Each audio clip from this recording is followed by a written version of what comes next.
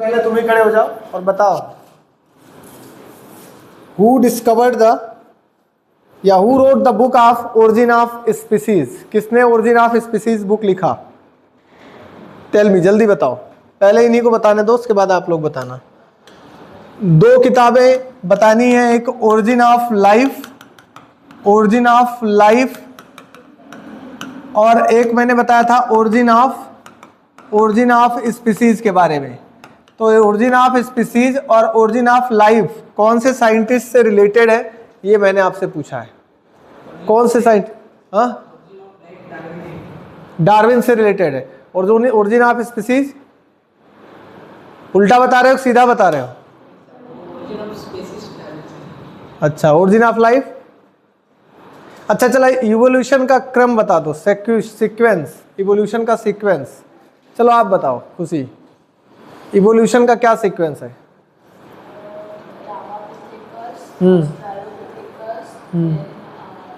Indian sequence तो सही है तुम्हारा, हाँ सही है। अच्छा बताओ, ड्रायोपिथेकस कहाँ से आए थे? हाँ, इथोपिया और तंजानिया, तांजेनिया नहीं, तंजानिया, हाँ, और इथोपिया से आए थे। उनका क्या नाम था? रामासिवा Dryopithecus.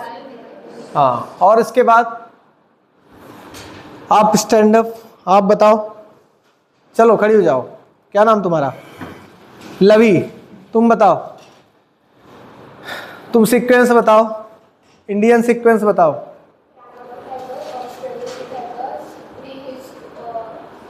Pre historic man, pre historic man में आप बताओ कौन कौन से आते थे? होमो हैवलिस और होमो इरेक्टस। आप बताइए होमो हैवलिस का फीचर क्या है? आप आए थे उस दिन क्लास में? नहीं। चलो खुशी बताओ, what is the special feature of homo habilis man?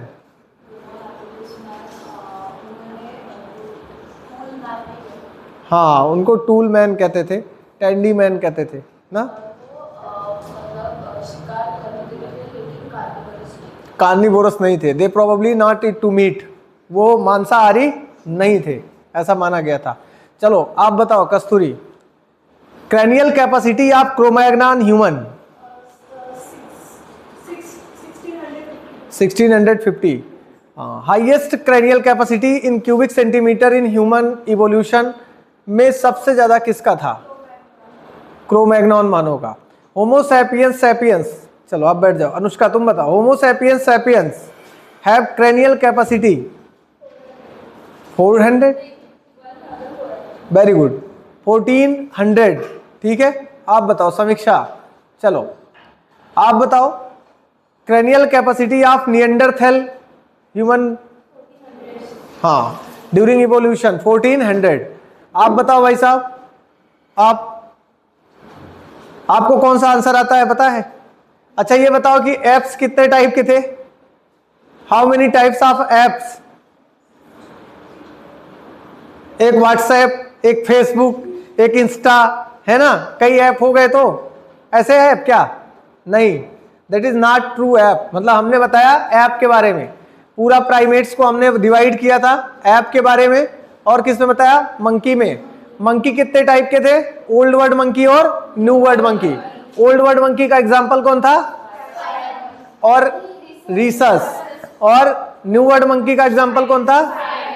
Spider, ठीक है। और आपको एप्स बताया था, तो एप्स में नियरेस्ट टू ह्यूमन, या आप कह सकते हैं nearest to human evolution, chimpanzee.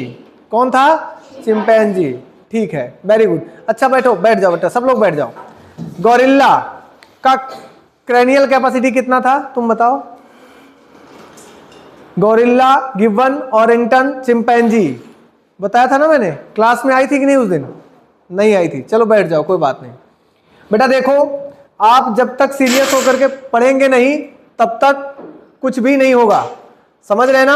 आपको रेगुलर क्लास करनी पड़ेगी, और अगर आप रेगुलर क्लास में आएंगे तभी फायदा आपको होने वाला है, नहीं तो चीजें ऐसे ही याद होंगी और बड़ी तेजी से दिमाग से बाहर चली भी जाएंगी, आपको पता भी नहीं चलने वाला। तो इसलिए थोड़ा सा कंसंट्रेट हो जाओ टॉपिक की तरफ। चलो हम आपको बताते हैं। बेटा हम इसके बाद human health and disease chapter पढ़ रहे थे। चैप्टर क्या था? Human health and disease. क्या था बच्चों? ह्यूमन हेल्थ एंड डिजीज, समझो। और मैंने आपको इस चैप्टर में पढ़ाया था थोड़ी बहुत बातें अबाउट इम्यूनिटी। हमने सबसे पहला टॉपिक यहां से क्या कवर किया था? इम्यूनिटी। व्हाट इज इम्यूनिटी बेटा? आप लोगों को पता है कि किसी भी डिजीज के लिए या किसी भी पैथोजेन के लिए जो बॉडी हमारी रेजिस्टेंट पावर रखती है उसको हम क्या कहते हैं? इम्यूनिटी रखते हैं। मतलब for any antigen our body have antibody, ठीक है ना, टू अपोज देम। उनके अपोजिशन के लिए हमारी बॉडी में कोई एंटीजन एंट्री करेगा तो एंटीबॉडी बनती है और जिससे हमारी बॉडी का प्रोटेक्शन होता है। इस प्रोसेस को ही या इसी को हम क्या कहते हैं? इम्यूनिटी कहते हैं। क्या कहते हैं बेटा? हमारी बॉडी में दो टाइप की इम्यूनिटीज पाई जाती है टोटल। हमने आपको बताया एक को हम कहते हैं इनमेट इम्यूनिटी, दूसरे को हम कहते हैं एक्वायर्ड इम्यूनिटी। इननेट इम्यूनिटी किसी भी ऑर्गेनिज्म में बाय बर्थ होती है। मैंने बताया था ना कि बाय बर्थ कोई भी ऑर्गेनिज्म इननेट इम्यूनिटी रखता है। लेकिन अगर हम बात करें कि कौन सी इम्यूनिटी हमारी लाइफ में बाद में हम जनरेट करते हैं अलग से, तो उसे हम कहेंगे एक्वायर्ड इम्यूनिटी। क्या करते हैं बेटा? Acquired immunity. समझ गए ना? आप वो लेके माइक चले आओ यार, थोड़ा आवाज ज्यादा चिल्लाना पड़ रहा है। चले जाओ, नहीं कि भूल गया मैं लाने को। जल्दी आ जाओ, उतना ही रिवीजन करूंगा जितना कल पढ़ाया था। तो मैंने आपको बताया एक्वायर्ड इम्यूनिटी। एक्वायर्ड इम्यूनिटी वह है जो हम बाहर से हाँ बाद में गेन करते हैं आफ्टर बर्थ, ठीक है ना। और हमने आपको बताया था कि इननेट इम्यूनिटी वह है जो बाय बर्थ गॉड गिफ्टेड हमको मिलती है, ठीक है बेटा। इन्हीं इम्यूनिटी के बेस पर हमारी बॉडी डिफेंस सिस्टम का काम करती है, ठीक है ना। और उस डिफेंस सिस्टम को हम 3 पार्ट में डिवाइड करते हैं। मैंने आपको बता रखा है first line immunity, second defence immunity और थर्ड लाइन इम्यूनिटी, ठीक है ना। तो फर्स्ट डिफेंस सिस्टम में आपका कौन कौन सा पार्ट आता था? स्किन और म्यूकस मेम्ब्रेन। कौन कौन आता था बेटा? स्किन और म्यूकस मेम्ब्रेन। ये हमारे फर्स्ट लाइन इम्यूनिटी का फिजिकल डिफेंस सिस्टम है। फिजियोलॉजिकल डिफेंस सिस्टम भी फर्स्ट लाइन में ही आता है। और फिजियोलॉजिकल में मैंने आपको बताया था कौन कौन आता है? टीयर, HCl और हमारा सलाइवा। ये हमारे फिजियोलॉजिकल फर्स्ट लाइन डिफेंस के पार्ट है। याद है आपको? सवाल पूछा जाता है, एनसीईआरटी ने डायरेक्ट लिख रखे, इसलिए इनको डेटा है, इनको बार बार अपने दिमाग में सेट करते रहना आपको। दूसरी बात बेटा सुनना, मैंने आपको इसी में बताया था, याद करो, मैंने बताया था second line defence. Second line defence में क्या क्या आता है बेटा? Internal system of body which protect to our body. Internal system body का जो हमें प्रोटेक्ट करता है। फॉर एग्जाम्पल फीवर, इन्फ्लामेशन और क्या बताया था मैंने? साइटोकाइंस। हाँ, साइटोकाइंस में अभी इंटरल्यूकिन्स आपको पढ़ाने वाला हूं मैं। इंटरल्यूकिन्स क्या है? एक स्पेशल टाइप के प्रोटीन्स हैं, देखना बेटा रास्ते में। हाँ, तो आपको मैंने क्या बताया था कि इसमें जो है हमको करना क्या क्या है? हमने आपको बता रखा है पीछे से कि जो है जो हमारे सेकेंड लाइन इम्यूनिटी के पार्ट हैं उसमें कौन कौन आता है बेटा? सेकेंड लाइन इम्यूनिटी में एक बार फिर से इंटरनल सिस्टम जो हमारी बॉडी को प्रोटेक्ट करते हैं। और इंटरनल सिस्टम क्या क्या है जरा बताएंगे? इंटरनल सिस्टम क्या क्या है? मैंने अभी फिर से बताया आपको। इंटरनल सिस्टम में second line defence, inflammation, fever और क्या है? साइटोकाइंस, ठीक है ना बेटा। थर्ड लाइन डिफेंस भी इंटरनल है, मैंने थर्ड जो कि एक्सटर्नल, हाँ एक्सटर्नल है, और उसमें हम वैक्सीन वगैरह की बात करेंगे, ठीक है, जब पढ़ाएंगे। तो मैंने कल आपको फर्स्ट लाइन, सेकेंड लाइन और थर्ड लाइन की बात करी थी, ठीक है ना। तो बेटा इस डिफेंस सिस्टम को आप समझ गए होंगे। कल हम कहां पर पढ़ रहे थे? कौन सा टॉपिक चल रहा था जरा बताइएगा? हाँ, इन्फ्लामेशन। तो बेटा अगर आपको ये सिस्टम समझ में आया तो अगला टॉपिक आज से हमारा है यहां से इन्फ्लामेशन। क्या टॉपिक है? इन्फ्लामेशन। ध्यान दीजिएगा, यहीं से हम करेंगे। टॉपिक है हमारा इन्फ्लामेशन। इन्फ्लामेशन समझना बच्चों। इन्फ्लामेशन, इन्फ्लामेशन क्या है? सेकेंड लाइन डिफेंस का पार्ट है या फर्स्ट लाइन या थर्ड लाइन का? हाँ, सेकेंड लाइन का पार्ट है इन्फ्लामेशन। अब बेटा समझना है, इन्फ्लामेशन में मैंने आपको बताया था जैसे इन्फ्लामेशन होता क्यों है। मान लो कहीं पर रप्चर्ड ऑफ टिश्यूज होंगे तो वहां पर तुरंत इन्फ्लामेशन होता है, और इन्फ्लामेशन होना भी जरूरी है। क्यों? क्योंकि उसके कारण है। मैं आपको बताता हूं। फॉर एग्जाम्पल मान लो ये कोई आपका टिश्यू है, ये कोई टिश्यू है।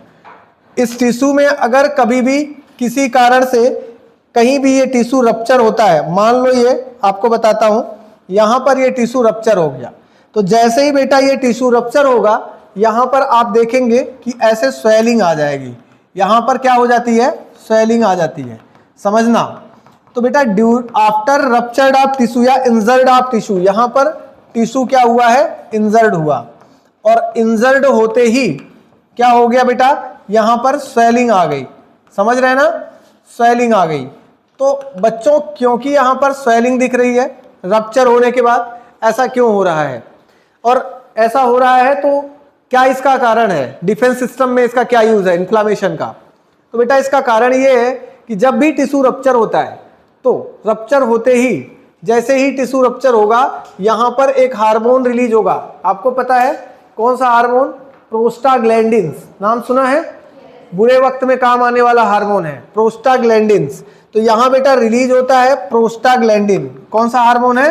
प्रोस्टाग्लैंडिन। और प्रोस्टाग्लैंडिन जब रिलीज होता है तो ये आगे की तरफ सिस्टम को और भी इंप्रूव करता है। जैसे यहां से टिश्यू इंजर्ड हुआ तो ये रिलीज कराएगा प्रोस्टाग्लैंडिन्स को। किसको रिलीज कराएगा?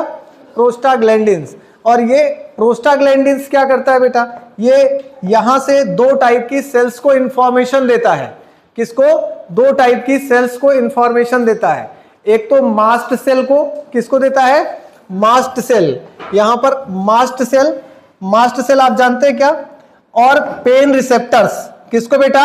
मास्ट सेल को, और ये मैसेज देता है पेन रिसेप्टर्स को। पेन रिसेप्टर्स मतलब अगर टिश्यू इंजर्ड होंगे तो ये दो लोगों को मैसेज भेजेंगे, एक तो मास्ट सेल को, दूसरा किसको? पेन रिसेप्टर्स को। पेन रिसेप्टर्स क्या कराएंगे? आपको फील कराएंगे कि हाँ भैया टिश्यू रप्चर हो गया है, समझ रहे हैं ना? और मास्ट सेल क्या करेंगे? ये मास्ट सेल सीधा जैसे इनको पता चलेगा कि कुछ मामला गड़बड़ हो गया है, और वहां पर जैसे, क्योंकि बेटा जब टिश्यू रप्चर होगा तो यहां पर इस एरिया में माइक्रोबियल इन्फेक्शन के चांस बढ़ेंगे ना। तो इस कंडीशन में बॉडी के बैरियर के फॉर्म में, मतलब बॉडी को इम्यूनिटी बैरियर के फॉर्म में, इम्यूनिटी की फॉर्म में रिप्रेजेंट करने के लिए सबसे पहले अब कुछ ऐसी चीज होनी चाहिए जिससे कि कोई भी माइक्रोब्स एंट्री ना कर पाए। तो इसलिए जैसे ही ये टिश्यू रप्चर होंगे, प्रोस्टाग्लैंडिन्स को मैसेज जाएगा, प्रोस्टाग्लैंडिन्स रिलीज होंगे और ये मास्ट सेल और पेन रिसेप्टर को मैसेज देंगे, ठीक है ना? जो बेटा मास्ट सेल्स हैं, यहां पर मास्ट सेल्स क्या करेंगे? ये रिलीज कराते हैं हिस्टामिन। आपने सुना है क्या? हिस्टामिन का नाम सुना है? ये रिलीज कराते हैं हिस्टामाइन, बहुत लोग कहते हैं, बहुत लोग histamine. It release to histamine और हिस्टामिन, ठीक है? और पेन रिसेप्टर्स क्या है? ये तो पेन रिसेप्टर्स है, ये पेन्स को आपके प्रमोट करेंगे, मतलब यहां पर पेन्स होगा। और ये जो मास्ट सेल्स है ये हिस्टामिन को रिलीज कराएंगे। बेटा जैसे ही हिस्टामिन रिलीज होता है, सवाल आपसे है what is function of histamine and heparin? आपने सुना होगा हिस्टामिन, हाँ बताओ बेटा। हाँ, तो हिस्टामिन का काम दूसरा है, हिपेरिन का काम कोआगुलेशन, और इसका काम है वैसोडाइलेटर के फॉर्म में काम करना। वेसल्स के अंदर डायलेशन कराएगा। क्या कराएगा? वेसल्स के अंदर डायलेशन कराएगा। और वेसल्स में जैसे ही डायलेशन होगा तो उनके वॉल्यूम बढ़ जाएंगे, वेसल्स के वॉल्यूम बढ़ेंगे तो यहां पर WBC के नंबर फटाफट इकट्ठा होते चले जाएंगे। अमीबॉइड नंबर में यहां पर WBC इकट्ठा होगा, और जब ये WBC इकट्ठा होगा तो आपको पता है ये खटाखट इनको खाना शुरू करेंगे जो माइक्रोब्स इनके पास में है। समझ में आए कि नहीं समझ में आए? तो आपको यहां पर, और जैसे इनको खाना शुरू करेंगे, माइक्रोब्स को यहां से खत्म करेंगे, स्वेलिंग अपने आप धीरे धीरे रिलीज हो जाएगी, कम हो जाएगी। समझ गए ना? तो ये बेटा आपको इन्फ्लामेशन की तकनीकी, मतलब इन्फ्लामेशन का बैरियर समझ में आया कि इन्फ्लामेशन एक टाइप का बैरियर है अपनी बॉडी में। इन्फ्लामेशन एक टाइप का कह लीजिए कि इम्यून का हिस्सा है, कि जब कभी आपको टिश्यू रप्चर होंगे, इंजर्ड होंगे, तो उस समय प्रोस्टाग्लैंडिन्स हिस्टामिन रिलीज कराता है मास्ट सेल से, जो कि क्या करता है? इन्फ्लामेशन को कम कराता है वैसोडाइलेशन करा करके। समझ गए ना?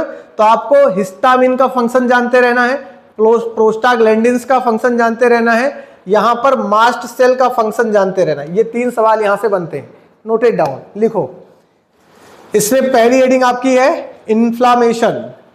इन्फ्लामेशन ड्यूरिंग या after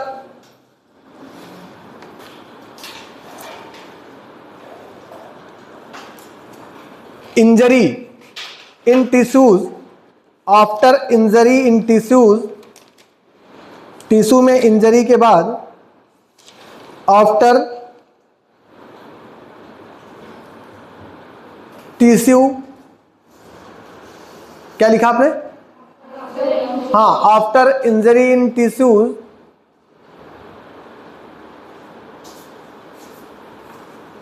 swelling,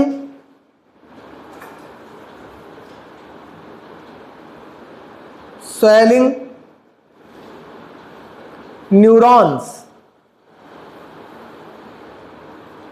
forward to message, forward to message, forward to message of brain, forward to message of brain, and release to, and release to prostaglandins hormone, prostaglandins hormone,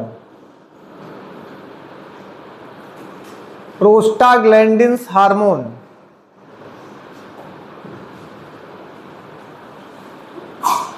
prostaglandins hormone.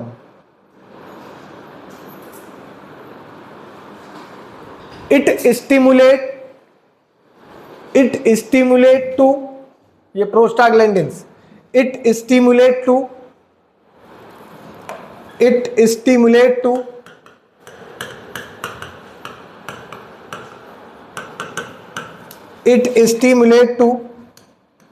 mast cell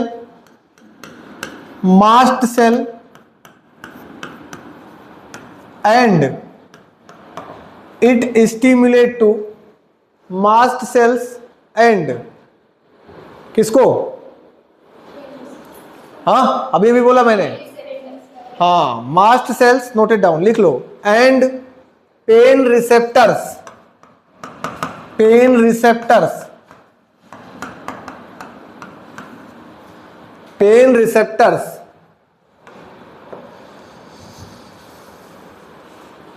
pen receptors. After that mast cell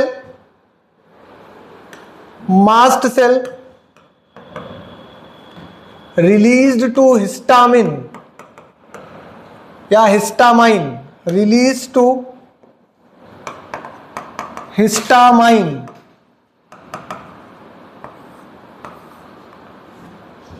released to histamine, which functioned as vasodilator, which functioned as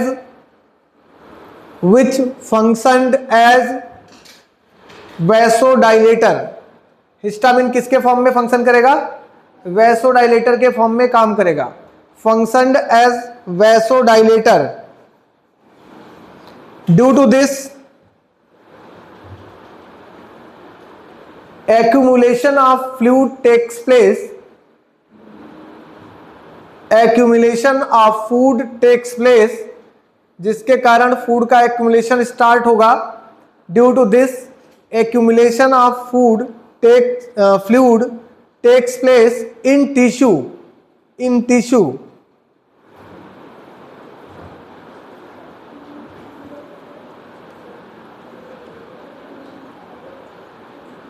and volume of blood vessels is increased, volume of blood vessels is increased,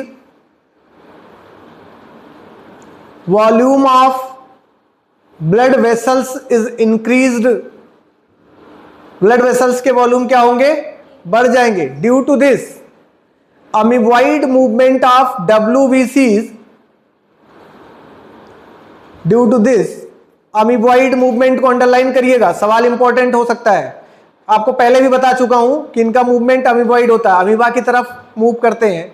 तो due to this amoeboid movement of WBC cells जो हैं उनके movement amoeboid start होते हैं. And perform their phagocytic nature, and perform their phagocytic nature for eat to toxic bacteria. Phagocytic nature for eat to, किसको खाने के लिए? हाँ, टॉक्सिक बैक्टीरिया जो भी वहां पर होंगे उनको किल कर जाएंगे, चट कर जाएंगे. For eat to toxic bacteria लिखा ना. चलो, for eat to toxic bacteria from injured part of skin.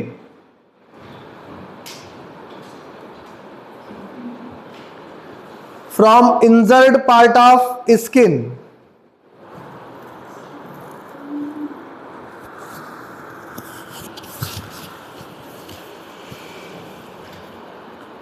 From injured part of skin. अब अगली हेडिंग है फीवर. लिखना फीवर.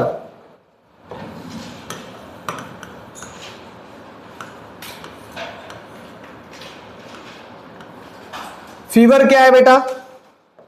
कैसे फीवर आता है? मैंने आपको बताया कि आपकी बॉडी में सेकेंड लाइन डिफेंस के फॉर्म में इन्फ्लामेशन और फीवर आता है. सेकेंड लाइन डिफेंस क्या है? अगर बॉडी के अंदर भी कुछ इन्फेक्शन गए तो तुरंत बॉडी में क्या हो जाएगा? फीवर. फीवर क्यों होगा? To reduce the microbial activity. Microbial activity को कम करने के लिए. फॉर एग्जाम्पल, आपकी यहां पर मान लो ये कोई एक बैक्टीरिया है और इस बैक्टीरिया का इन्फेक्शन आपकी बॉडी में हुआ. फॉर एग्जाम्पल, अगर ये टाइफाइड का बैक्टीरिया है. किसका बैक्टीरिया है? टाइफाइड से ही बुखार होता है टाइफाइड का, तो टाइफाइड वाला मानते हैं. टाइफाइड वाले बैक्टीरिया का क्या नाम है जानते हो क्या? हाँ, इस चैप्टर में वो भी आप पढ़ना है आपको. Salmonella typhi. टाइफाइड एक बैक्टीरियल डिजीज है, ठीक है ना. कुछ बैक्टीरियल डिजीज के नाम बताएंगे क्या आप? You know how many disease which caused by bacteria? हाँ, चलो बताया था आपको, एक ट्रिक भी बताया था, याद है क्या आपको? अरे शर्मा जी को छोड़ो, तुम बताओ हमको कि कौन कौन से डिजीज ऐसे हैं जो बैक्टीरिया काज करता है. हाँ, स्टैंड अप बताओ. चलो बताओ, दो ही बताए. आपको बताया था कालरा, ठीक है ना, निमोनिया और लेप्रोसी, प्लेग, गाइनेरिया, ठीक है. और जिसमें मैंने हुपिंग कफ, डिप्थीरिया, डायरिया और ट्यूबरकुलोसिस. और क्या बताया था? हाँ, टिटनस भी बताया था. हाँ, टीबी मतलब ट्यूबरकुलोसिस, वही ना. तो टीबी हो गया. टीबी, टाइफाइड, टिटनस, ये बताया था ना. ST3 सिफिलिस, ठीक है ना. और हुपिंग कफ मैंने बता ही दिया. तो इतने डिजीज बैक्टीरियल हैं. अब इनमें से आपको रटना तो था नहीं, मैंने एक ट्रिक बताया था. CN शर्मा को LPG से D2ST3 नामक. डिप्थीरिया और डायरिया भूल भी गया था, ठीक है. डिप्थीरिया और डायरिया भी ऐड कर लो. इतनी बीमारियां बैक्टीरियल हैं. और वायरल बीमारी में हमने AIDS, dengue, polio, influenza, smallpox, ठीक है ना. और क्या बताया था? मम्स, ठीक है. ये रेबीज, कुत्ता बंदर के काटने वाला. हाँ, तो ये बेटा सभी डिजीजेस कैसी हैं? वायरल डिजीज हैं. तो यहां पर हमको देखो, हमारी बॉडी में मान लो कि कोई फीवर के लिए बैक्टीरिया एंट्री कर गया. अब जैसे ही बैक्टीरिया एंट्री करेगा तुरंत तो आपको कुछ नहीं होने वाला है, क्योंकि आपकी बॉडी इतना मजबूत है. ऐसा नहीं है कि कुछ भी हो जाएगा तुरंत ही, कुछ समय लगेगा. ये बैक्टीरिया जब आपकी बॉडी में एंट्री करेगा तो आपके बॉडी पर जैसे ही ये एंट्री करेगा, इसका दुश्मन मारने के लिए दौड़ेगा, जिसका नाम है, तुम्हारा भाई है, WBC. मैं ऐसे बता देता हूं, इसका नाम ये क्या है? WBC. देखेगा, अरे यार ये कौन आ गया अपनी बॉडी में. WBC इसको मारने के लिए दौड़ेगा. और इन इन्फेक्शियस पार्टिकल के लिए WBC रिलीज करता है. क्या रिलीज करेगा? यहां पर जान लीजिएगा बेटा. बैक्टीरिया रिलीज करेगा आपकी बॉडी में टॉक्सिन. ये क्या रिलीज करेगा? टॉक्सिन. और WBC रिलीज करेगा इंटरल्यूकिन्स. क्या रिलीज करता है? Interleukins. Interleukins is an protein. ये एक प्रोटीन है जो कि इन्फेक्शियस पार्टिकल्स को मारने के लिए रिलीज किया जाता है. इम्यूनिटी को स्ट्रॉन्ग करने के लिए रिलीज किया जाता है. कहां से? WBC से. तो ये रिलीज करेगा इंटरल्यूकिन्स. तो यहां पर लिखता हूं, इट रिलीज इंटरल्यूकिन्स. ये इंटरल्यूकिन्स रिलीज करेंगे बच्चों. और इधर यहां से बैक्टीरिया रिलीज करेंगे, क्या क्या रिलीज करेंगे, टॉक्सिन, जहर रिलीज करेंगे। अब भाई ये इंटरल्यूकिन फर्स्ट यहां से सबसे पहले रिलीज होता है फर्स्ट टाइम, तो इंटरल्यूकिन फर्स्ट और टॉक्सिन्स ये दोनों, जब टॉक्सिन्स बढ़ेंगे इंटरल्यूकिन्स इधर से रिलीज होंगे इनको मारने के लिए, तो ये दोनों स्टिमुलेट करते हैं पाइरोजेंस को। किसको रिलीज करते हैं, पाइरोजेंस। व्हाट इज पाइरोजेंस, तो बेटा पाइरोजेंस ये आपकी बॉडी के कुछ ऐसे सब्सटेंस हैं जैसे कि जो कि सीधा इंडिकेट करते हैं ब्रेन को या बॉडी के रेगुलेटर्स को के फॉर्म में। जैसे कि आपको फीवर हो जाएगा, बॉडी का टेम्परेचर बढ़ेगा, तो डॉक्टर दवा देते हैं एंटीपायरेटिक। कौन सी दवा देते हैं, एंटीपायरेटिक। तो ये जो पाइरोजेंस है ये एक्टिव हो जाएंगे, और जैसे ही पाइरोजेंस एक्टिव होंगे ये सीधा एक मैसेज भेजेंगे, किसको, थर्मोरेगुलेटर्स को। थर्मोरेगुलेटर्स कौन सा पार्ट है ब्रेन का जो टेम्परेचर को रेगुलेट करता है, बोलो। Which part of brain are responsible for thermoregulation? कौन सा पार्ट है, कौन सा पार्ट है जो थर्मोरेगुलेशन के रिस्पॉन्सिबल है? चलो ऑप्शन देता हूं, सेरेब्रम, सेरेबेलम, हाइपोथैलेमस। हाँ ऑप्शन पा गए तो हाइपोथैलेमस। नहीं याद आया तो ऑप्शन गया। तुम लोग का यार कम से कम बिना ऑप्शन के भी आंसर देना सीख लो। तो क्या होता है, पाइरोजेंस एक्टिव होंगे और ये स्टिमुलेट कराएंगे किसको, हाइपोथैलेमस को। किसको बेटा, हाइपोथैलेमस को। तो यहां से हाइपोथैलेमस हाइपोथैलेमस क्या हो जाएगा, एक्टिव हो जाएगा। और हाइपोथैलेमस जब एक्टिव होगा तो ये क्या करेगा, ये रिलीज कर, ये क्या है, ये आपका टेम्परेचर कंट्रोलिंग सिस्टम है, बॉडी के टेम्परेचर को बढ़ाएगा। क्यों बढ़ाएगा, क्योंकि पाइरोजेंस आ गए तो इन्होंने अपने टेम्परेचर की बॉडी टेम्परेचर को बढ़ा देगा। और जैसे बॉडी का टेम्परेचर बढ़ेगा, जो आपकी बॉडी में माइक्रोब्स एंट्री किए गए थे इनको मारने के लिए बॉडी का टेम्परेचर बढ़ाया जा रहा है, शौक में नहीं। क्योंकि यहाँ पर मैंने बताया ना, WBC ने इंटरल्यूकिन्स रिलीज किया और इन दोनों के लिए यहाँ पर बढ़ेगा पाइरोजेंस, और पाइरोजेंस स्टिमुलेट करेगा हाइपोथैलेमस को। हाइपोथैलेमस बॉडी टेम्परेचर को बढ़ा देगा, जिससे जो बैक्टीरियल अटैक है आपकी बॉडी पर वो मारे जाएंगे। समझ गए कि नहीं समझ गए? इसी को आप बोलेंगे फीवर। और ये फीवर जो है रिस्पॉन्सिबल है किसके लिए, सेकेंड लाइन डिफेंस के लिए। तो नोट कर लो, fever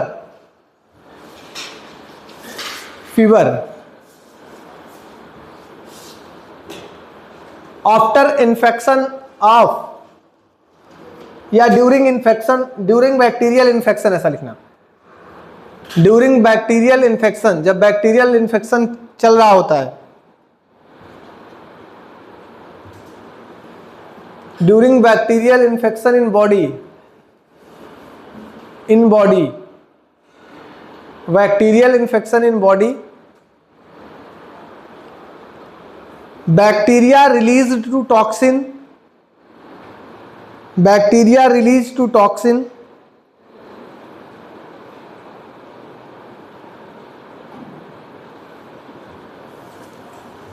bacteria release to toxin, bacteria क्या करेगा, टॉक्सिन को रिलीज करेगा।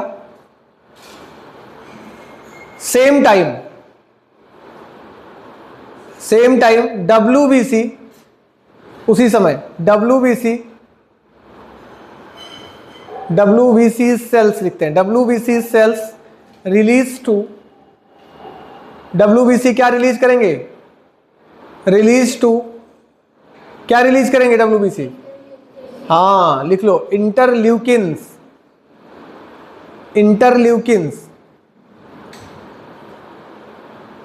Due to this level of pyrogens are increased, जिसके कारण पाइरोजेन का लेवल बढ़ जाएगा। Due to this level of pyrogens are increased, level of pyrogens are increased, level of pyrogens are increased, pyrogen का level क्या होगा, बढ़ जाएगा। Due to this level of pyrogens are increased. और जब लेवल ऑफ पाइरोजेंस बढ़ेगा तो क्या होगा, हाँ, तो आप अगला पॉइंट लिखो कि जब लेवल ऑफ पाइरोजेंस बढ़ेंगे तो it stimulate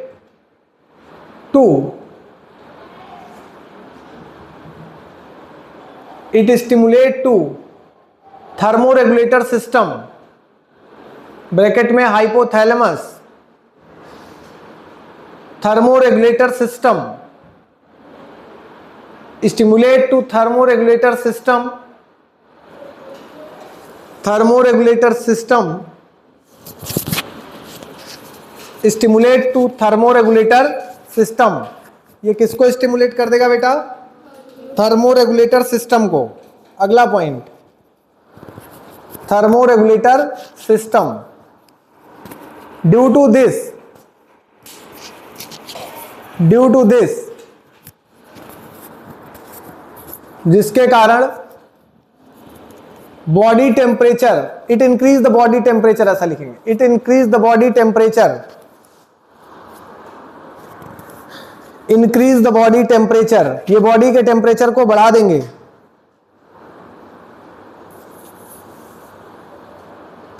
due to this microbial activity is reduced,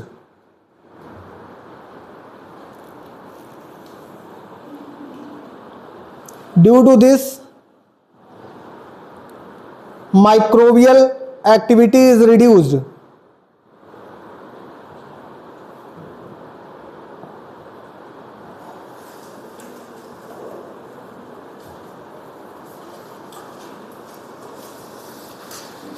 अब बेटा ये आपका साइटोकाइनिन बैरियर क्या है? साइटोकाइनिन बैरियर तो आपको समझना है। अभी तक आपको जो लिखा पे ये ठीक है। अब साइटोकाइनिन के बारे में और इंटरल्यूकिन क्या है इसको बताता हूं। साइटोकाइनिन बैरियर क्या है? साइटोकाइनिन बैरियर, साइटोकाइनिन बैरियर बेटा आपको बताया मैंने कि ये दो टाइप के हैं, इंटरफेरॉन और इंटरल्यूकिन्स। इंटरफेरॉन और कौन है? इंटरल्यूकिन्स। तो ये हम लिख सकते हैं कि they are of two types cytokinin barriers. एक है इंटरफेरॉन, इंटरफेरॉन, और दूसरा है बेटा interleukins, interleukins.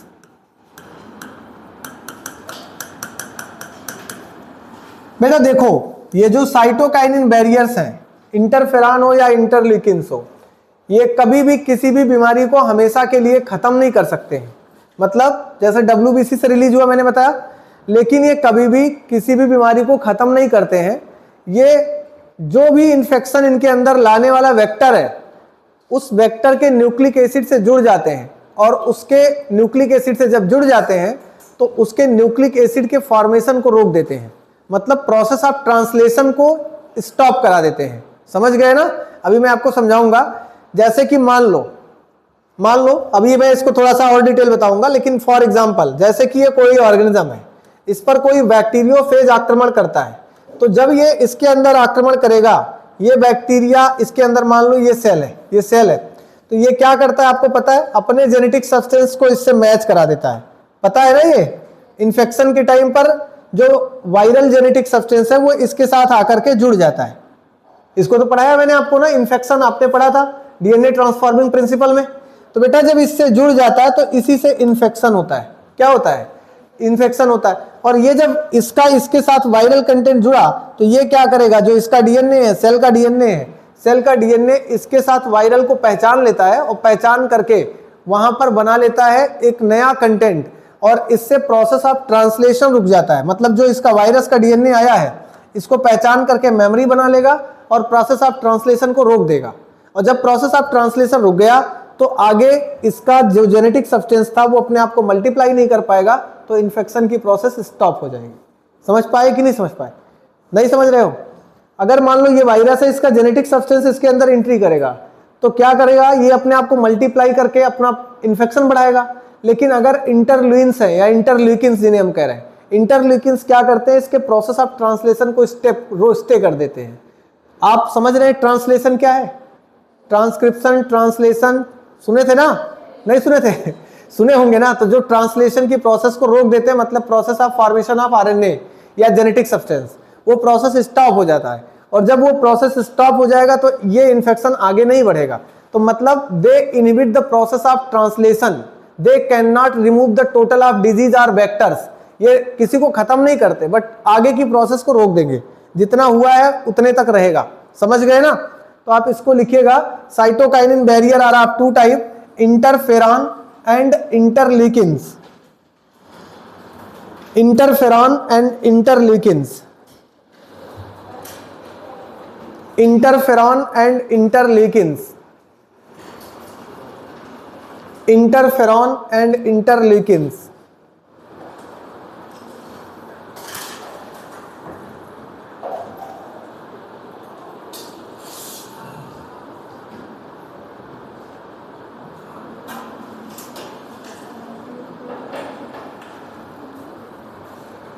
Interferon and interleukins,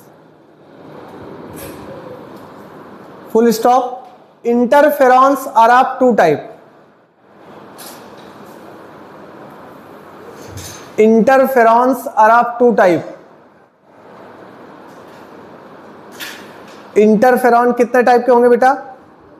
to types के, टू नहीं three. Interferons are of three type. यहां पर तीन टाइप में लिख देता हूं. कौन कौन से तीन टाइप है आप भी ऐसा लिख लीजिएगा. अल्फा इंटरफेरॉन INF शार्ट में लिखेंगे, यहां पर बीटा INF और यहां पर gamma INF interferon. Alpha interferon, beta interferon and gamma interferon. Alpha, beta और gamma. Alpha interferon, beta interferon and gamma interferon. लिखा? अब बेटा देखो, अल्फा, बीटा और गामा में आपको समझना क्या है. यहां पर इंटरफेरॉन मैंने बताया, तो अल्फा, बीटा, गामा ये तीनों करते क्या है? मैंने अभी भी आपको बताया, they inhibit the process of translation. Interferon process of translation को रोक देते हैं. तो आप लिख लीजिएगा इंटरफेरॉन में, interferons is an small protein. Interferons is an small protein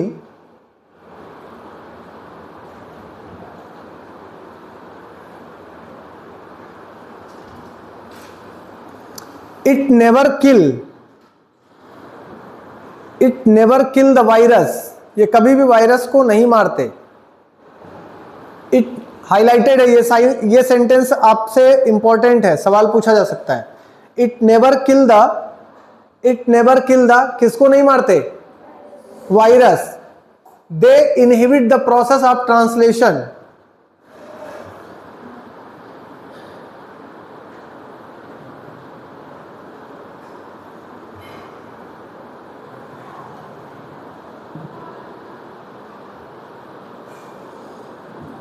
Process of translation of viral protein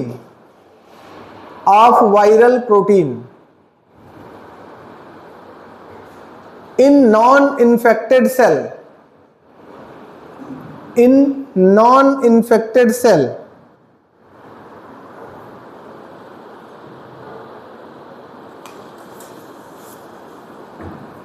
It is species specific.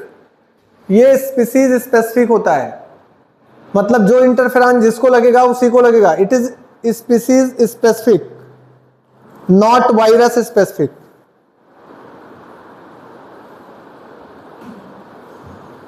It is species specific, not virus specific. Underline करना. जैसे देखो, इंटरफेरॉन जो भी है मैंने बताया ये किसको लगेंगे. जैसे कि ये है आपका कोई सेल और इस पर इन्फेक्शन कर रहा है कोई बैक्टीरियोफेज, तो यहां पर बैक्टीरियोफेज आकर के बैठ रहा है, तो यहां अपने जेनेटिक सब्सटेंस को इसके अंदर एंट्री कराएगा सेल के अंदर, और सेल का अपना जेनेटिक सब्सटेंस है, तो दोनों एक दूसरे के जेनेटिक सब्सटेंस से यहां पर एंट्री करेंगे. तो यहां का जो इंटरफेरॉन्स है वो सेम स्पीसीज, जैसे ह्यूमन में जो इंटरफेरॉन्स बनाए गए ह्यूमन सेल पर, तो वो ह्यूमन की स्पीसीज में ही काम करेगा, वो कुत्ता में काम नहीं करेगा कि अगर वायरस का इन्फेक्शन किसी कुत्ता में हुआ तो उसको भी लगा देंगे. नहीं, वहां पर उसके लिए दूसरी स्पीसीज स्पेसिफिक वहां पर इंटरफेरॉन बनाए जाएंगे. समझ गए ना? तो आप जानते रहेंगे interferon is a species specific. ये कैसे होते हैं? स्पीसीज स्पेसिफिक होते हैं. पॉइंट नंबर 2, इंपॉर्टेंट पॉइंट लिखना. नॉन इन्फेक्टेड सेल प्रोड्यूस, जो इन्फेक्टेड नहीं है वो sales, non-infected cells produced antiviral protein, antiviral protein, antiviral protein or translation inhibiting protein, or translation inhibiting protein, antiviral protein or translation inhibiting protein, translation inhibiting protein, full stop कर लेना। It inhibit the viral translation,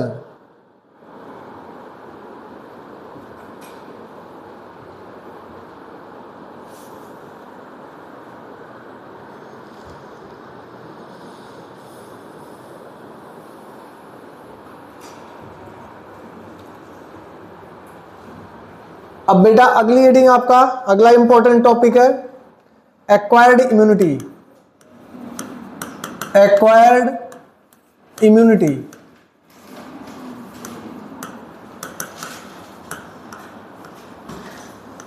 acquired immunity, acquired immunity आप जान रहे हैं, ये specific होती है किसी के लिए भी, मेमोरी बेस्ड होती है। कैसे होती है? मेमोरी बेस्ड होती है। और इसका डिस्क्रिमिनेशन क्या है? मैं तीन चीजें इसमें पढ़ाऊंगा, स्पेसिफिक होती है और मेमोरी बेस्ड होती है और इसका डिस्क्रिमिनेशन कैसा है। देखो बेटा, जैसे कि मान लो आपको कोई एक्वायर्ड इम्यूनिटी लेना है, फॉर एग्जांपल बचपन में टीबी का आपको टीका लगाया गया होगा, ट्यूबरकुलोसिस का, ठीक है ना, और या फिर स्मॉल पॉक्स का टीका लगाया जाता था बचपन में, अभी भी लगाया जाता है। तो वो कुछ टीके ऐसे हैं लगाए जाते हैं जो इम्यूनिटी को आपकी बॉडी से इंट्रोड्यूस कराए जाते हैं वो, और जब वो कराए जाते हैं तो एक आध दो दिन तक फीवर उवर भी थोड़ा थोड़ा आ जाता है बच्चे को। इसलिए आ जाता है कि वो जनरल सी बात है कि जब बॉडी में नए पैथोजन की एंट्री होती है, वो आपकी मेमोरी सेल्स उन बैक्टीरिया के लिए, उन इंजेक्शंस के लिए आपकी मेमोरी सेल्स पहले से प्रिपेयर रहेंगी। जब आपको वो वैक्सीन लगाया जाएगा तो उसके बाद आपकी बॉडी आने वाले फ्यूचर में जब कभी आपको बीमारी आएगी तो आपकी बॉडी उसके लिए 100% प्रिपेयर रहेगी, अपने अंदर एंटीबॉडीज बना के रखेंगी। फॉर एग्जांपल कोविड का, जिसने वैक्सीन लगाया पहला और दूसरा डोज दोनों, तो क्या है, अब कोविड की जो कोविड का वैक्सीन आपने लगाया तो कोविड के जो वायरस थे उसके लिए डेड वायरस, डेड नेचर में थे वो, जो आपकी बॉडी में इंसर्ट करा के आपसे इंट्रोड्यूस कराया गया है। अब आगे वाले आने वाले टाइम में आपकी बॉडी ने उसके लिए मेमोरी सेल बना के रख लिए हैं, ठीक है ना, मेमोरी एंटीबॉडीज हैं, मेमोरी सेल्स ने बना के रखे हैं। अब जब कभी भी प्लाज्मा सेल और मेमोरी सेल अभी पढ़ाने वाला हूं मैं, जब कभी भी आपकी बॉडी में कोविड का इन्फेक्शन होगा जब कभी, तो आपकी मेमोरी सेल ने पहले ही उनके लिए धनुष बाण तैयार कर रखा है, समझ रहे हैं ना, उनको मार गिराएंगे, तो आपको इन्फेक्शन बिल्कुल भी होने वाला नहीं है। इसको ही बोलते हैं एक्वायर्ड इम्यूनिटी। एक्वायर्ड इम्यूनिटी में हम क्या करते हैं, 2-3 पॉइंट पूछा जाता है कि क्या यह स्पेसिफिक होता है, क्या ये मेमोरी बेस होता है, क्या ये डाइवर्सिटी बेस होता है। तो आप जानते रहेंगे, हाँ ये स्पेसिफिक होता है, ये मेमोरी बेस होता है, ये एक बड़े क्षेत्र को दिया जा सकता है डाइवर्सिटी एरिया में। क्या इसका कोई डिस्क्रिमिनेशन है, कैसे दिया, क्या इसका रिस्पॉन्स है, तो अभी रिस्पॉन्स में आपको सिखाऊंगा कि कैसे इसका काम, ये कैसे काम करता है। तो पहले 3-4 पॉइंट लिखिएगा एक्वायर्ड इम्यूनिटी में। पहला पॉइंट है बेटा, पहला point, acquired immunity is based on, acquired immunity is based on pathogen, acquired immunity is based on pathogen, acquired immunity is based on pathogen and memory specific, and memory specific. It is the feature, it is the feature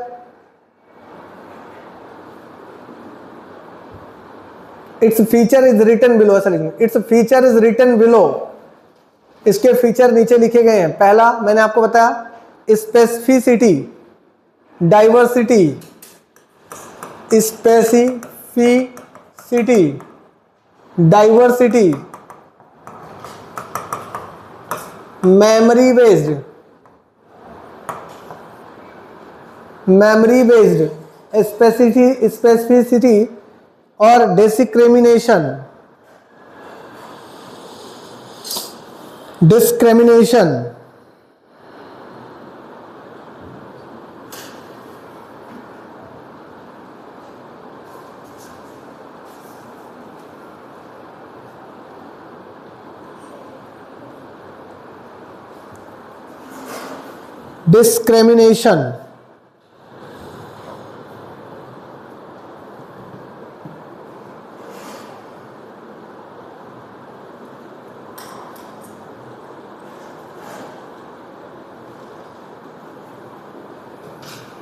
लिखा ना।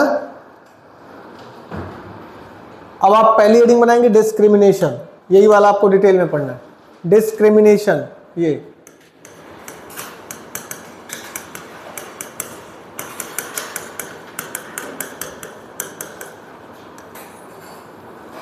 Discrimination पहली heading है। अब इसमें आपको self और non self response के बारे में पढ़ना है।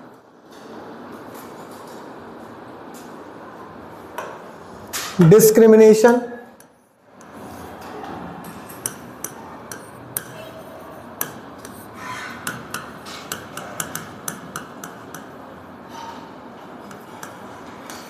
और non self response.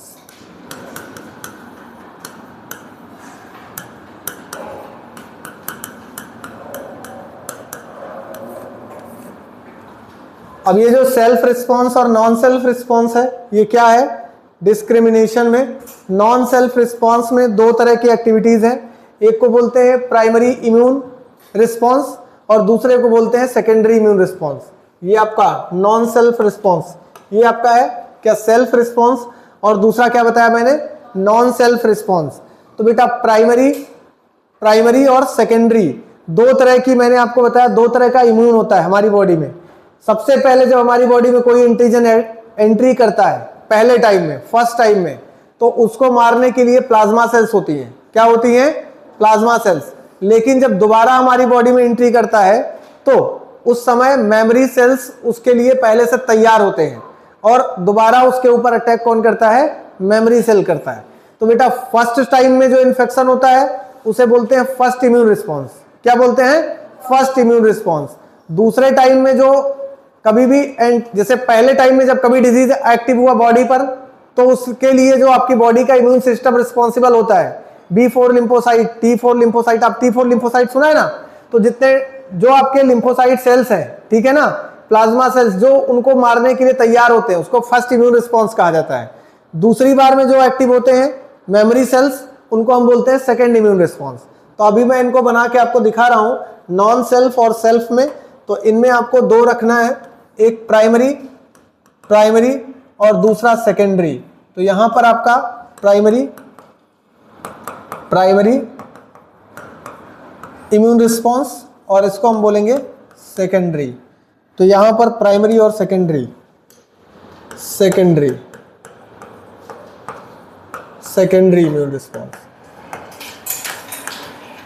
Immune response.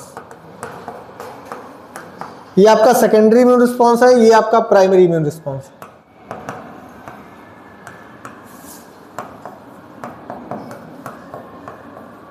कोई गाना गा रहा है कि रो रहा है? सेकेंडरी इम्यून रिस्पॉन्स लिख लो, प्राइमरी इम्यून रिस्पॉन्स और सेकेंडरी इम्यून रिस्पॉन्स।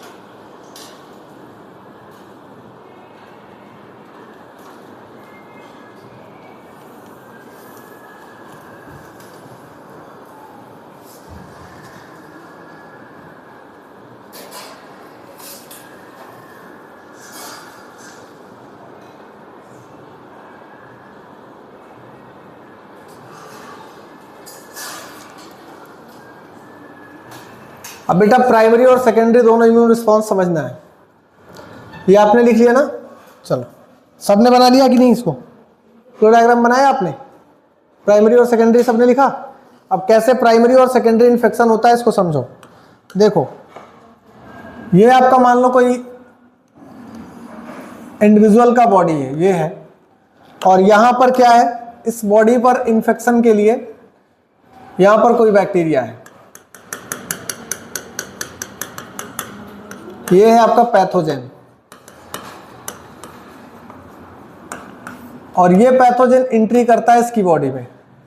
जैसे इसकी बॉडी में एंट्री करता है तो इसकी बॉडी में क्या होगा, यहां पर होती हैं कुछ स्पेशल टाइप की सेल्स, जैसे कि मैंने बताया कि यहां पर बी लिम्फोसाइट सेल्स होती हैं। कौन सी सेल होगी? ये आपकी है B lymphocyte cell, B lymphocyte. तो बी लिम्फोसाइट सेल्स क्या करेंगे? It responsible for attacking on, ये इसके लिए एंटीबॉडी बनाएंगी। मान लो ये यहां पे आ गए थे, यहां पे आ गए थे, ये बैक्टीरिया या पैथोजन जो भी था, ये इसके अंदर, ये कोई बॉडी है, ऑर्गेनिज्म की बॉडी है, लिविंग की। इस बॉडी में जब भी कोई एंट्री करेगा, समझ रहे ना, जैसे इस पैथोजन ने एंट्री करी, बी लिम्फोसाइट ने क्या किया, यहां पर इनके मारने के लिए बनाना शुरू किया एंटीबॉडी। ठीक है ना? अब बी लिम्फोसाइट के पास दो सेल्स हैं, एक का नाम है मेमोरी सेल्स, दूसरे का नाम होता है प्लाज्मा सेल्स। यहां पर कौन सी सेल्स है? मेमोरी सेल्स, ये आपकी मेमोरी सेल्स, और दूसरी है कौन सी? Plasma cells. प्लाज्मा सेल्स पहले टाइम में जब इंफेक्शन होता है, फर्स्ट टाइम, सवाल दोनों पूछे जाते हैं, बहुत इंपॉर्टेंट सवाल है। जब फर्स्ट टाइम कोई भी पैथोजन बॉडी में एंट्री करेगा तो पहले टाइम पर जो इनकाउंटर करने वाली सेल है वो ये है, बी लिम्फोसाइट। समझ गए ना? ये यहां पे लिखा ही मैंने, इसको नहीं लिख रहा हूं, बी लिम्फोसाइट। और दूसरे टाइम, अच्छा ये बी लिम्फोसाइट कैसे मारेगा इसको? तो उस समय प्रोडक्शन कराता है आईजीएम एंटीबॉडी का। किसका? आईजीएम और आईजीजी का। तो यहां पर ये प्रोड्यूस करता है दो तरह की एंटीबॉडीज, एक है आईजीएम, आईजीएम, और एक है आईजीजी। क्या है? आईजीजी। ये दो एंटीबॉडी प्रोड्यूस होते हैं। लेकिन पहले इम्यून रिस्पॉन्स में सवाल पूछा जाता है कि कौन एंटीबॉडी ज्यादा प्रोड्यूस होता है, तो आईजीएम। सेकेंड इम्यून रिस्पॉन्स में कौन ज्यादा प्रोड्यूस होता है? आईजीजी। लेकिन सवाल में आपको समझना ये है कि फर्स्ट इम्यून रिस्पॉन्स जब चल रहा होगा तो पहले इम्यून रिस्पॉन्स में आईजीएम की मात्रा ज्यादा होगी और आईजीजी की मात्रा कम होगी पहले में। और आपसे ये जो पूछा जाता है कि पहले में फंक्शन कौन करता है, तो बी लिम्फोसाइट। सेकेंड टाइम मान लो ये पैथोजन फिर से अटैक किया, यहां पर इसकी कहानी खत्म कर देता है आईजीएम। लेकिन दोबारा जब कभी फिर से इसका अटैक हुआ, मान लो ये फिर आ गया अपना दूसरा वेरिएंट, दूसरा शकल बदल करके जैसा भी आया, तो इसके लिए जो ये मेमोरी सेल्स है बी लिम्फोसाइट की, ये पहले ही इसकी याददाश्त बना के बैठे रहते हैं, यार ये एक बार आया था, इसको पहचान लेते हैं तुरंत मेमोरी सेल्स। और मेमोरी सेल्स में इस समय यहां पर ज्यादा नंबर में होते हैं आईजीजी एंटीबॉडी। कौन होता है? आईजीजी। इनके नंबर थोड़ा होते हैं ज्यादा, और ये जो आईजीजी है ये आईजीएम से ज्यादा होते हैं। दूसरी बार ये इनकाउंटर करती है मेमोरी सेल्स और दूसरी बार इनको मार गिराती है। तो आप समझ गए, फर्स्ट टाइम के इनकाउंटर में कौन करेगा? बी लिम्फोसाइट इनकाउंटर करेगा। उस समय आईजीएम एंटीबॉडी के नंबर ज्यादा होंगे। Second time, second immune response में आप देखेंगे तो मेमोरी सेल्स बन जाते हैं बी लिम्फोसाइट्स में, और ये अटैक करेंगे, फिर पैथोजन को खत्म कर देंगे। ठीक है? इस समय आईजीजी के एंटीबॉडी ज्यादा होते हैं। इनका ग्राफ बना के भी सवाल पूछा जाता है, डायरेक्ट भी पूछा जाता है। तो आप नोट करिएगा, आपने क्या लिखा है इस सवाल में? पहले यहां कुछ लिखा क्या? Discrimination, primary immune response, secondary immune response. तो आप पहले लिखेंगे, थोड़ा सा इसके बारे में 2 पॉइंट लिख लेंगे। पहला पॉइंट है types of immune response. Types of immune response, types of immune response, types of immune response, types of immune response.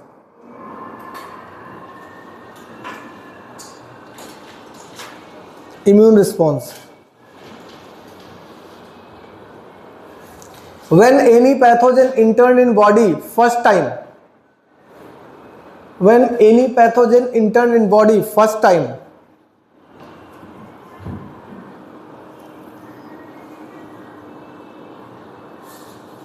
then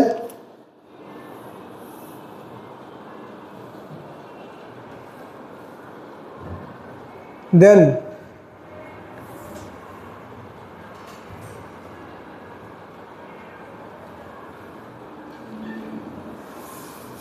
B lymphocytes encounter to it, B lymphocyte encounter to it, encounter to it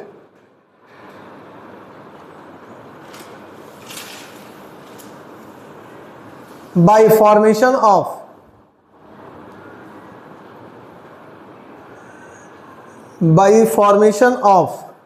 क्या बना करके, IgM antibody, formation of IgM antibody, IgM antibody बना लेते हैं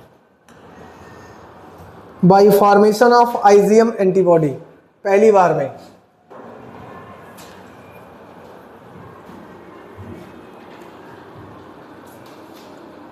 दूसरा point, in first immune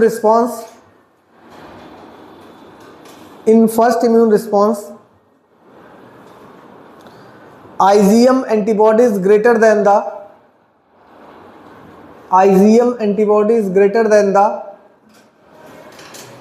IgG IgG लिखा, while as दूसरा second immune response heading बना लेना, second immune response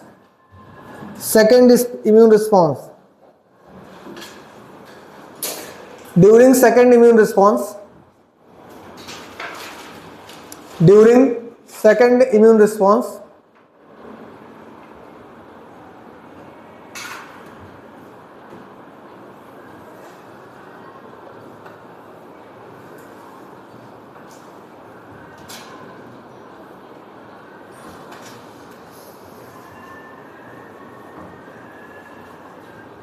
memory cells encounter to antigen or pathogen, memory cells are encountered to pathogens, memory cell encounter कर देता है किसको, pathogen को, pathogens, encounter to pathogens, कौन, memory cells, ठीक है ना। During second immune response, IgG antibody is greater than the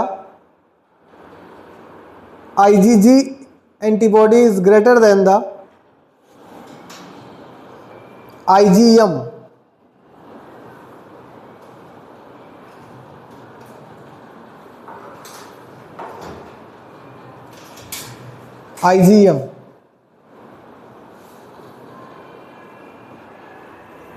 एक ग्राफ के माध्यम से भी बना सकते, इसको बनाएंगे आप, बना लीजिएगा अपने जानने के लिए, अभी रुक जाइए थोड़ा। आप एक ग्राफ के माध्यम से भी इसको बना सकते हैं ऐसा। यहां पर आपको पहले इम्यून रिस्पांस में IgG का इम्यून रिस्पांस ज्यादा दिखेगा, सॉरी IgM का, तो ये हो गया आपका IgM का इम्यून रिस्पांस ज्यादा दिखता है, फिर IgG का दिखेगा नहीं, यहाँ थोड़ा इसको कम करना है ग्राफ को,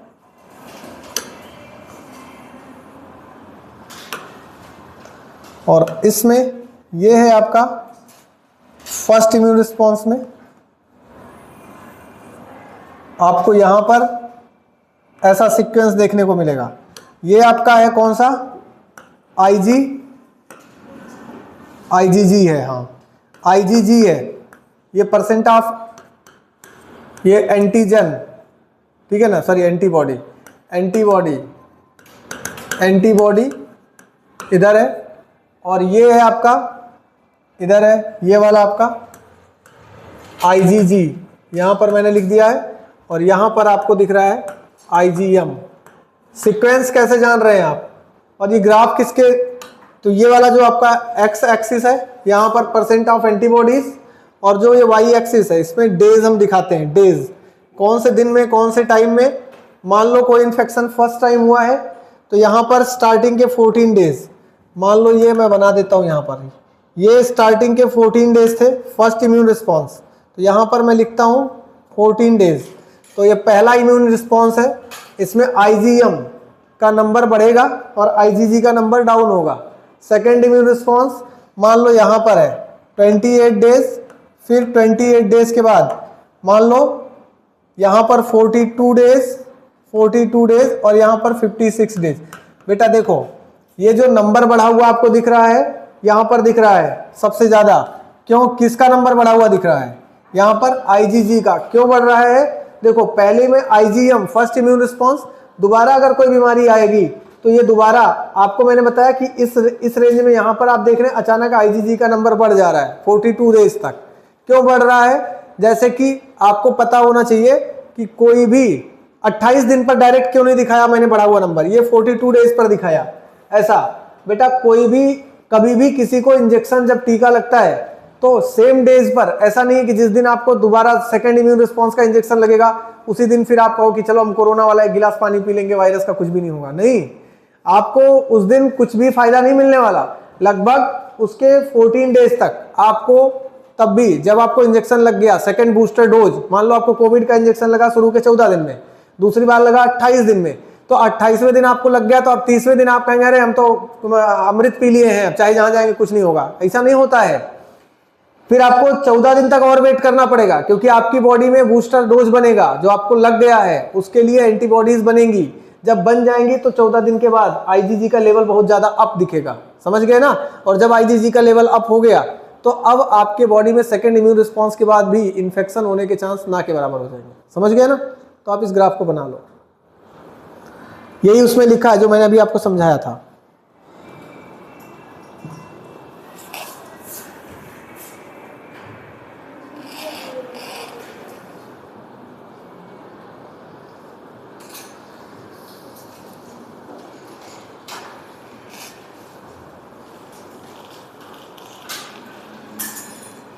इसको हम बोलेंगे secondary immune response, secondary immune response.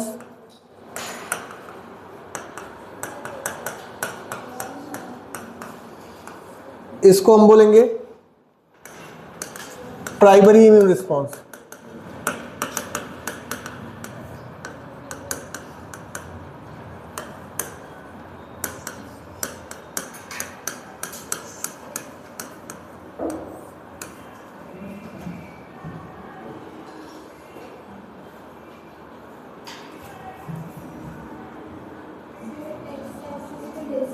हाँ क्या होना चाहिए,